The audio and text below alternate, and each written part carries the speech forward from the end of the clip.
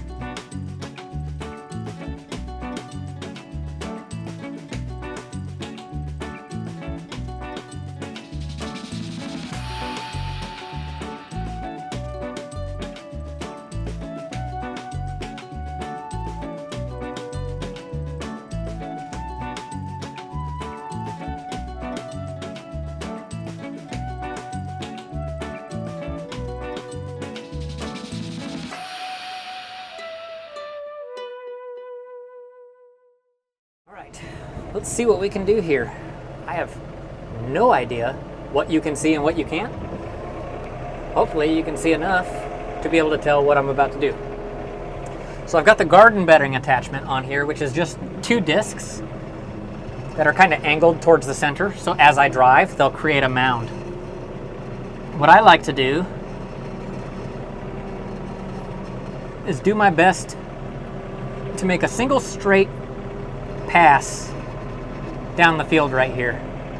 And what this is right here is kind of no man's land. This is where the tractor tires are going to create the flat spot in the ground where nothing is growing.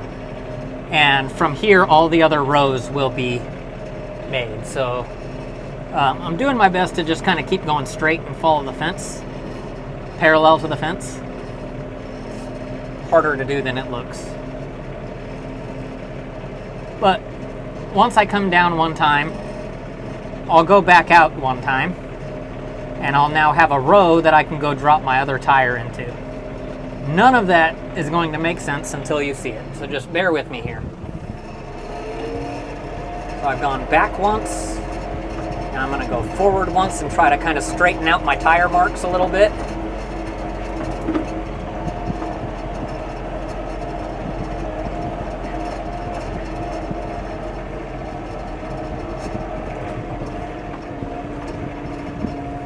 All right, hopefully you can see that in the camera now. I've got my 2 tire tracks.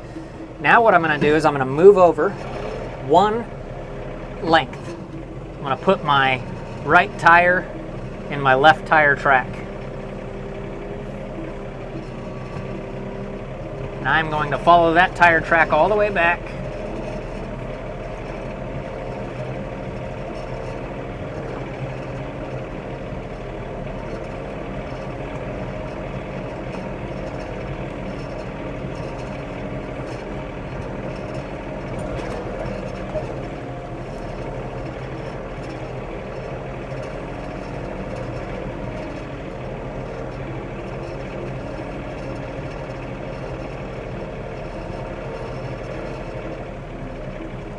All right, what I don't know is the right depth of my garden bedder right now. I think I'm just gonna go all the way down. I'm gonna go as far as it'll let me go and make that mound as big as I can. So now, it's time to just drive, try to make a straight line.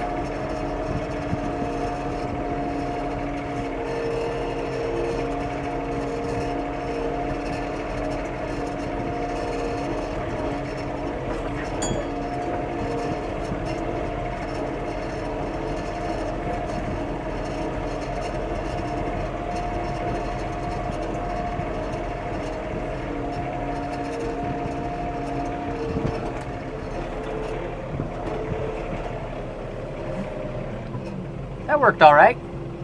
It's not the straightest line ever, but I mean, that's a line. So now I'm just gonna do the same thing I did before and go put my tires in those tracks and run it down one length.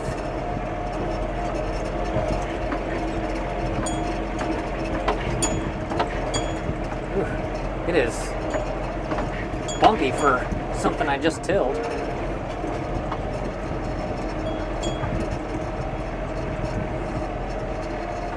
And then down here at the very end, I will turn around and I'll try to do my best to go line up in those tire tracks.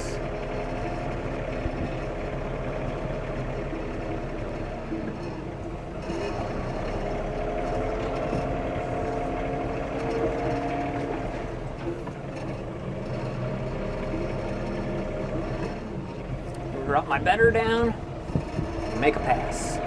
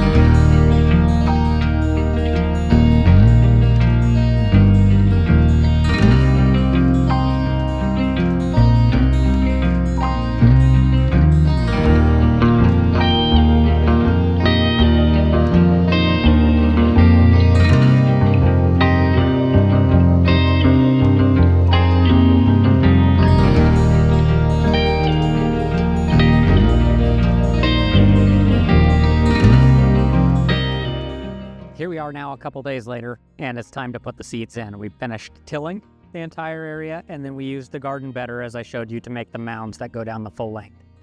Now it's time to put seeds in the tops of the mounds.